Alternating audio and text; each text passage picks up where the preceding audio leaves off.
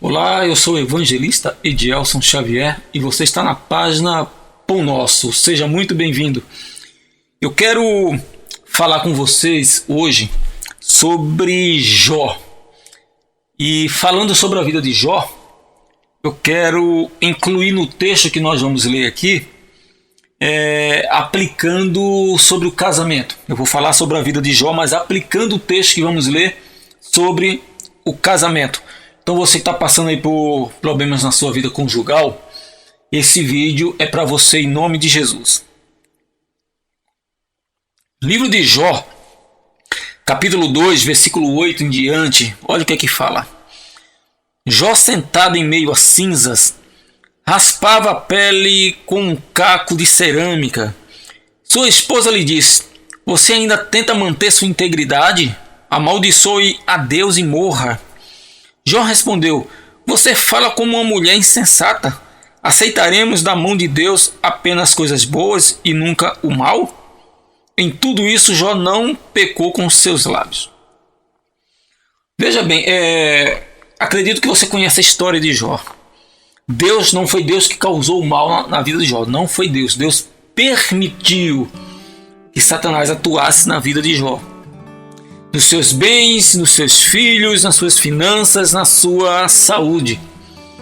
E aqui Jó se encontra sentado em meio às cinzas e com um caco de cerâmica coçando lá as suas chagas, as suas feridas. A mulher de Jó perdeu os filhos. Se coloca no lugar da mulher de Jó. A mulher de Jó perdeu os filhos. Uma pessoa que perde um filho é algo terrível, terrível. Não dá para explicar a dor tremenda que é. E uma pessoa que perde muito mais do que um filho, perdeu filhos. Então a mulher de Jó, além de perder os filhos, perdeu todos os seus bens materiais. Jó era um homem próspero. Então a mulher de Jó logo também era próspera, tinha uma vida financeiramente abençoada. E agora ela olha para o seu esposo e vê seu esposo numa situação terrivelmente desgraçada na sua saúde também. Então, como ficou o psicológico dessa mulher? Então, talvez quando ela abre a boca aqui no seu desespero e diz: "Jó, tu ainda mantém tua integridade? Amaldiçoa a Deus e morre." Acredito que ela estava dizendo que ela estava querendo falar isso porque não suportava ver o sofrimento do seu esposo.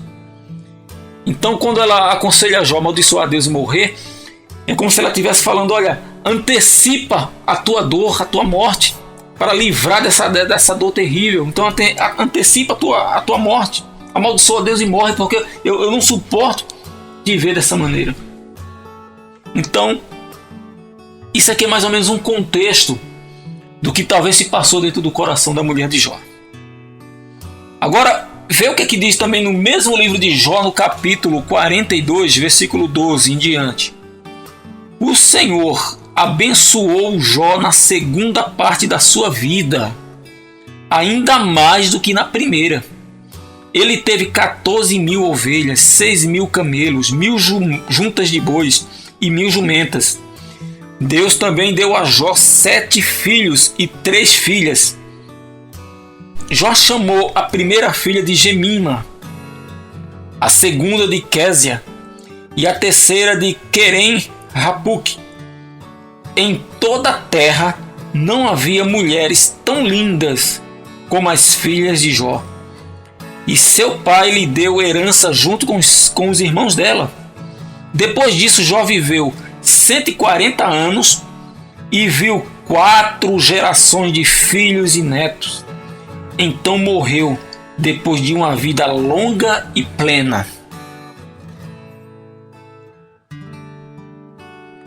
Deus, ele abençoou o último estado de Jó muito mais do que a primeira. Mas o que me chamou a atenção aqui no texto é que Deus também deu a Jó 7 filhos e 3 filhas. E as filhas de Jó eram as mulheres mais pérolas de toda aquela terra. Eu te faço uma pergunta. Com quem Jó teve 7 filhos? Entre esses filhos, 3 filhas lindíssimas. Com quem Jó teve esses filhos? Se não foi com a sua esposa, a mesma esposa que falou para Jó: amaldiçoa o teu Deus e morre, porque ela estava vivendo um momento de angústia, um momento de desespero, porque ela viu o desespero e a situação do seu esposo. Então, no momento mais difícil, mais desesperador, mais angustiante, mais conflitante da vida de Jó e da sua esposa, mesmo assim, eles souberam administrar o seu casamento.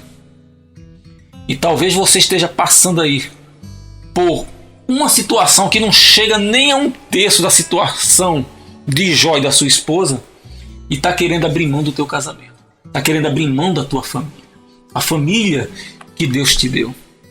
Você não quer lutar, você não quer muitas das vezes se humilhar, você não quer chamar o teu parceiro, tua parceira, teu esposo, tua esposa para dialogar, para conversar, para não apontar os erros um do outro, mas para juntos dialogarem, para saber por que tantos conflitos, como resolver esses conflitos. Não desista do teu casamento. O teu casamento é uma instituição constituída por Deus. Quando há um rompimento, quando o laço do casamento ele é quebrado, quem mais sofre são os filhos. Então, luta pelo teu casamento. Mas de que forma você tem que lutar no teu casamento? A Bíblia diz o seguinte: tudo quanto fores fazer, coloca Deus diante de ti, e tudo te irá bem. Senta com teu esposo, com a tua esposa, e chama Jesus para o meio de vocês, para que vocês possam entrar em comum acordo, restabelecer a comunhão que antes tinham um com o outro, restabelecer o laço de amor. Amor não é sentimento apenas. Amor é muito mais do que um sentimento. Amor é uma decisão. E se você ama, você tem que tomar uma decisão em reconquistar essa pessoa amada na tua vida. A Bíblia fala que o amor não busca os seus próprios interesses, mas o interesse do outro. Ele coloca o outro sempre como o objetivo a ser enaltecido, a ser agradado. E a Bíblia diz o seguinte: é melhor dar do que receber. Porque quando a gente dá, quando a gente oferece, o mais beneficiado é aquele que doa. Então não desista do teu casamento. Essa palavra que eu tenho para você. Jó e sua esposa passaram momentos terríveis. Perderam os filhos, perderam os bens materiais. Jó perdeu sua saúde. Foi um momento de desespero total. Mas mesmo assim, ambos souberam administrar o seu casamento. Porque no capítulo 42 do livro de Jó, o último capítulo, Deus ele restitui a vida de Jó. E Jó tem 7 filhos. Entre esses 7 filhos, 3 filhas lindíssimas. Então, Jó não teve filho sozinho, teve com sua esposa. Então, a sua esposa estava presente até o último momento da dor de Jó, onde Deus veio e restaurou. Então, vai até o último momento. Lute até o último suspiro, até a última gota de sangue. Dê a sua vida pelo seu casamento. Não desista. E se você fizer isso, com certeza Deus ele vai te honrar, vai te abençoar e vai restaurar a tua vida como restaurou a vida de Jó. Que Deus te abençoe abundantemente em nome do Senhor Jesus.